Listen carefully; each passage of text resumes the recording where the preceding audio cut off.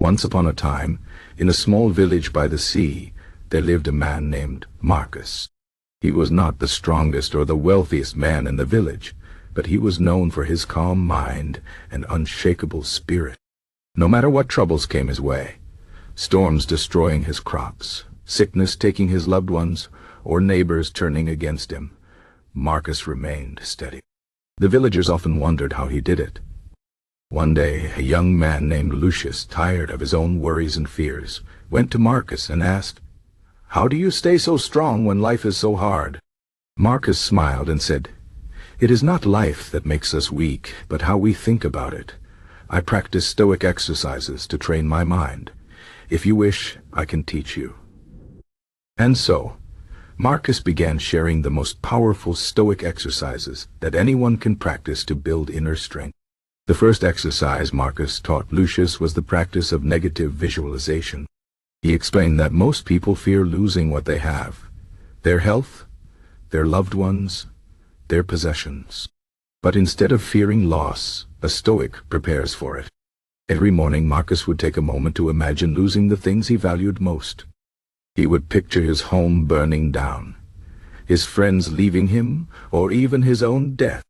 At first this seemed frightening to Lucius.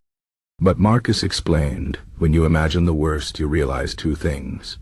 First, that you can survive it, and second, that you appreciate what you have even more. Lucius tried this exercise.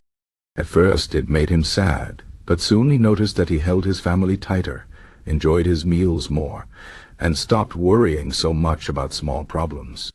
He realized that everything he had was a gift, not a guarantee. The second exercise was the dichotomy of control. Marcus drew a circle in the sand and said, "Inside this circle are the things you control. Your thoughts, your actions, your choices. Outside are the things you don't control. The weather, other people's opinions, the past." Most people waste their energy on what's outside the circle, he explained. They complain about things they cannot change. But a Stoic focuses only on what they can control. Lucius began asking himself daily, "Is this within my control?" If it wasn't, he let it go. If it was, he took action. Slowly, his anger at unfairness faded, and he became more productive in his own life. Next came the practice of voluntary discomfort. Marcus believed that comfort weakens the mind. So, he often chose to endure small hardships on purpose. In winter, he would walk barefoot in the snow for a short time. Some days he ate plain bread instead of a full meal. Lucius thought this was strange, but Marcus explained, "When you get used to discomfort, you are never afraid of it. You realize that you can live with less, and so you become free from the fear of losing luxury." Lucius tried this by wearing thinner clothes on a cold day and sleeping on the floor once a week. At first it was painful, but soon he felt stronger, as if his mind could handle anything.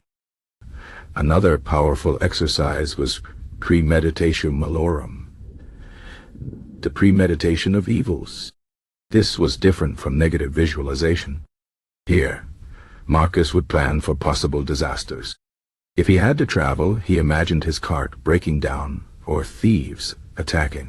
Then he prepared solutions in advance. Lucius learned to do this before important events.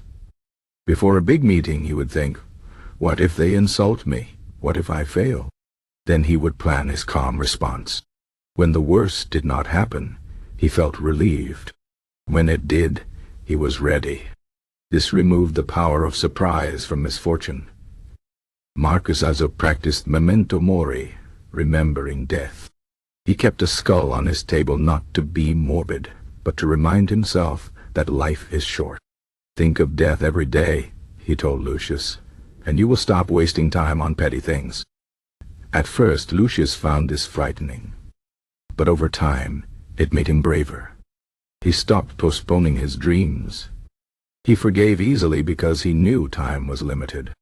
He lived with urgency, but also with gratitude. The last exercise was the view from above. Marcus would close his eyes and imagine rising above the earth, seeing his village as a tiny dot in a vast world. His problems seemed small from this height. Lucius tried this whenever he felt overwhelmed. He pictured himself floating above his life, seeing how small his struggles were in the grand scheme. This gave him perspective. His worries felt lighter. Months passed, and Lucius changed. The villagers noticed. He was calmer in crises, kinder in arguments, and more joyful in daily life. When they asked his secret, he smiled and said, "I practice Stoic exercises." Some laughed, but others listened. And so the teaching spread. Marcus was old by then, but he was happy. His wisdom would outlive him. The story of Marcus and Lucius teaches us that Stoicism is not just philosophy, it is practice. It is not enough to read about these exercises. We must do them daily. Negative visualization teaches gratitude. The dichotomy of control brings focus. Voluntary discomfort builds resilience. Premeditation of evils removes fear. Remembering death adds meaning. The view from above grants peace. These exercises are simple, but they are not easy. They require discipline. Yet, for those who persist, the reward is great, an unshakable mind in an ever-changing world. So ask yourself, will you just hear these lessons, or will you live them? The choice is yours. And remember, as Marcus often said, no man is free who is not master of himself. The path to inner strength begins with a single step. Take it today.